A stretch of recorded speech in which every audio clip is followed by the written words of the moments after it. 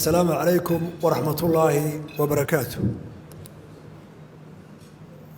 وحنا هذه أظن ما هضغيا اللي بنضع يشر قدون هذا لبضع قوله يعني كم ارتقادني قدادا نجا شيبي كسوق قريب قري هذه أتبانو ما هنغنا وأنا مسؤول وين وأنت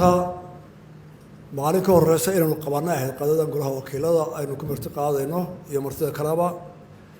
laakiin si la sheegay hawlaha waa iska badan yihiin haday daahdayna maanta waa joognaa maanta arinteenu waa qada sharaf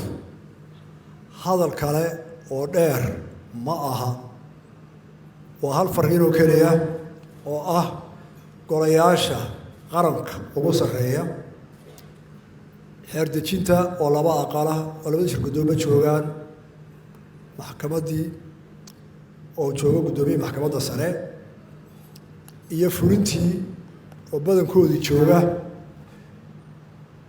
haddii ilaahay idmo inaynu noqonno xukuumad iyo dowlad danta qaranka ka shaqeeya dooda markay doodana halka codka u bato isku raaca qaabka uu shaqeynayana uu yahay mid ixtiraam ku dhisan hadduu qof la hadlaayo oo doodayaan adoo doodaya ha ku xadgudbi qofka kale haddii qayb ama aqal kale la hadlaayana adoo doodaada iyo halka ay danta ku jirto tilmaamaya ay kula muuqato ha ku xadgudbin aqalka kale ee doodaada si miyir qabta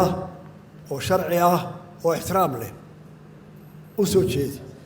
haddii taasi processkaasi naga qaldamo oo dadku aanay si ixtiraam leh iyo